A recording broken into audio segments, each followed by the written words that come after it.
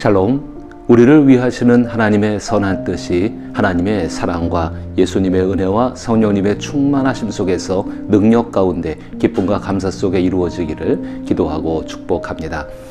오늘은 데살로니가 전서 5장 17절 말씀, 쉬지 말고 기도하라 라는 말씀을 생각해 보고자 합니다. 이 말씀을 통해 기도는 나에게 어떤 의미일까를 생각해 보는 것이지요. 과연 기도는 나에게 어떤 의미라고 생각하십니까? 기도에 대한 설명보다 기도가 내 삶에 어떤 역할을 하고 어떤 가치를 가지는지 생각해 보는 것은 항상 중요하다고 생각합니다. 때로는 마치 의무처럼 느껴져 부담스러울 때도 있습니다. 또 하고 싶지만 마음처럼 기도하지 못할 때도 있지요. 이는 마치 가까이 지내고 싶은 사람과 이런저런 이유로 항상 함께할 수 없는 상황과도 비슷한 거라고 생각됩니다. 이제 믿음의 삶을 시작한 지 얼마 되지 않은 사람들에게 데살로니가 전서 5장 17절에서 쉬지 말고 기도하라고 당부합니다. 이 당부 속에서 기도는 그리스도인의 삶을 말해주기 때문입니다.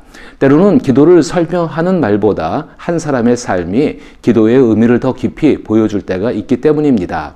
성경 속 다니엘은 바로 그런 사람입니다. 그 사람의 삶이 기도를 완성하는 것이 아니라 기도가 그 사람을 완성하는 것이지요. 신앙생활에서 기도는 아주 깊고도 중요한 자리입니다. 성경은 우리에게 쉬지 말고 기도하라고 권면합니다. 이는 단지 어떤 종교적 의무를 반복하라는 뜻이 아니라 하나님 앞에 마음을 열고 살아가라는 부르심에 가깝습니다.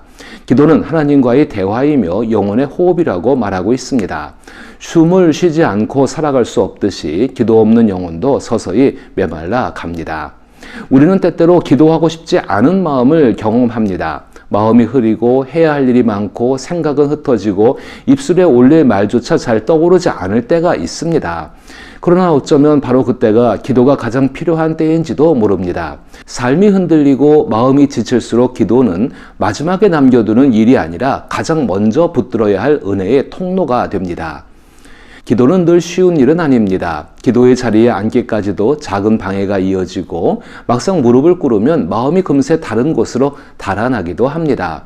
하지만 하나님께서는 그런 연약함을 아시면서도 우리를 기다리십니다. 잘 정리된 말이 아니어도 길고 유창한 문장이 아니어도 주님은 하나님을 향해 돌아서는 마음을 귀하게 받으십니다.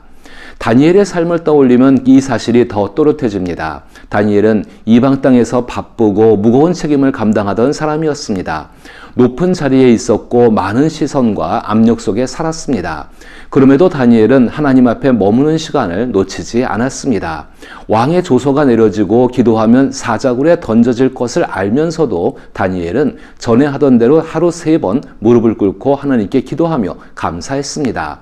다니엘의 기도는 위기의 순간에 갑자기 시작된 열심이 아니라 오랫도록 길러온 삶의 숨결이었습니다. 그 모습은 우리에게 큰 위로를 줍니다. 기도는 대단한 사람만 할 수 있는 특별한 행위가 아니라 하나님을 향해 마음을 여는 작은 충실함의 반복일 수 있다는 사실 때문입니다. 다니엘은 눈에 띄는 자리에서 일했지만 그의 중심을 지켜준 것은 사람들 앞에서의 능력이 아니라 하나님 앞에서의 무릎이었습니다. 그의 삶은 기도가 현실을 피하는 일이 아니라 현실 가운데서 하나님을 붙드는 일임을 보여줍니다.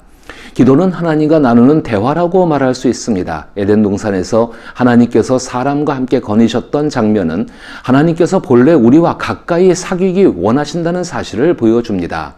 예수님의 이름 안에서 드리는 기도는 잃어버렸던 그 친밀함을 다시 누리게 하는 은혜입니다. 하나님께서는 멀리 계신 분이 아니라 말씀하시고 들으시며 우리를 부르시는 분이십니다. 하나님의 음성을 듣는 가장 안전하고 분명한 길은 말씀 안에서 주님의 뜻을 듣는 것입니다. 성경은 성령의 감동으로 기록된 말씀이며 우리는 그 말씀을 묵상하는 가운데 하나님께서 누구이신지 그리고 지금 우리에게 무엇을 가르치시는지 배워갑니다. 그래서 기도는 말씀과 멀어질 수 없습니다. 말씀을 읽고 그 말씀 앞에서 마음이 열리고 그 빛을 따라 찬양하고 고백하며 간구하는 것이 기도의 자연스러운 흐름입니다. 다니엘도 말씀을 품고 기도하던 사람이었습니다. 다니엘은 예레미야의 글을 통해 예루살렘의 황폐함이 끝날 때를 깨닫고 금식하며 하나님 앞에 얼굴을 향했습니다. 다니엘의 기도는 단지 개인의 평안을 구하는 데 머무르지 않았습니다. 다니엘은 자기 백성의 죄를 함께 짊어진 마음으로 회개했고 하나님의 자비와 회복을 간구했습니다. 이 짐은 오직 기도하는 사람만이 감당할 수 있는 짐입니다. 그런데 하나님께서는 그 사람의 기도로 인해 가족, 가정, 공동체, 회사, 국가와 교회의 짐을 벗기고 예수님의 가벼운 짐을 지게 하십니다. 이 같은 짐을 진 다니엘의 기도에는 하나님을 향한 신뢰와 자기 자신에 대한 낮아짐이 함께 있었습니다. 그런 점에서 기도는 단지 소원을 말하는 시간이 아니라 하나님의 뜻 앞에서 자신을 다시 바로 세우는 시간임을 배우게 됩니다. 기도에는 여러 모습이 있습니다. 찬양이 있고 감사가 있고 죄를 고백하는 눈물이 있고 간절한 간구도 있습니다. 중요한 것은 어떤 형식이 더 우월하냐가 아니라 하나님 앞에서 진실한 마음으로 나아가느냐입니다. 기도는 우리를 하나님의 위대하신 사랑과 은혜의 빛 앞으로 이끌고 그 빛 앞에서 자신의 연약함과 죄를 더 분명히 보게 합니다. 그리고 바로 그 자리에서 다시 하나님의 사랑과 은혜를 발견하게 합니다. 그 모든 사랑과 은혜의 중심에는 예수 그리스도께서 계십니다. 무엇보다 기도는 예수님의 이름으로 드려집니다. 이것은 단지 기도의 끝에 붙이는 익숙한 말이 아니라 우리가 어떤 은혜 안에서 하나님께 나아가는지를 기억하게 하는 고백입니다. 본래 하나님 앞에 설 수 없는 우리가 예수 그리스도의 구원으로 인해 담대히 나아가게 되었다는 뜻입니다.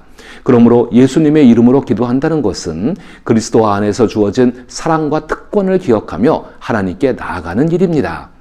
그러므로 기도의 자리에서는 사랑과 경외가 함께 있어야 합니다. 하나님은 너무 멀리 두려움만 느껴야 할 분도 아니고 너무 가볍게 대할 분도 아닙니다.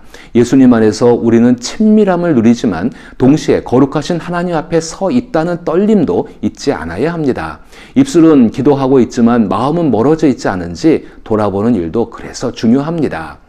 또한 기도는 우리의 무력함과 깊이 맞닿아 있습니다. 사람은 스스로 강하다고 느낄 때보다 더는 이제 붙들 것이 없다고 느낄 때 비로소 진실하게 하나님을 찾게 됩니다. 기도는 무기력한 인간과 은혜로우신 예수님을 잇는 통로와도 같습니다. 그래서 무력함은 기도의 방해물이기보다 때로는 기도의 문이 되기도 합니다. 이와 같이 성령도 우리의 연약함을 도우시나니 우리는 마땅히 기도할 바를 알지 못하나 오직 성령이 말할 수 없는 탄식으로 우리를 위하여 친히 간구하시느니라. 이 말씀은 우리가 얼마나 자주 기도의 자리에서 막막해지는지를 잘 보여줍니다. 무엇을 구해야 할지도 어떻게 말해야 할지도 모를 때가 있습니다. 그러나 바로 그때 성령께서 우리의 연약함을 도우십니다. 기도는 완벽한 언어를 갖춘 사람만의 일이 아닙니다. 오히려 부족함을 인정하며 하나님만 의지하는 사람에게 더욱 깊어지는 은혜의 통로입니다. 다니엘이 하루 3번 예루살렘을 향해 창문을 열고 기도하던 모습은 하나님께 마음의 창을 여는 일이 얼마나 중요한지를 조용하게 보여줍니다. 다니엘은 상황이 좋아질 때까지 기다리지 않았고 두려움이 사라진 뒤에야 기도하지도 않았습니다. 다니엘은 두려움 속에서 하나님께 나아갔고 위기 속에서도 감사했습니다. 그 고요한 충실함은 화려하지 않지만 오래 남는 빛과 같습니다.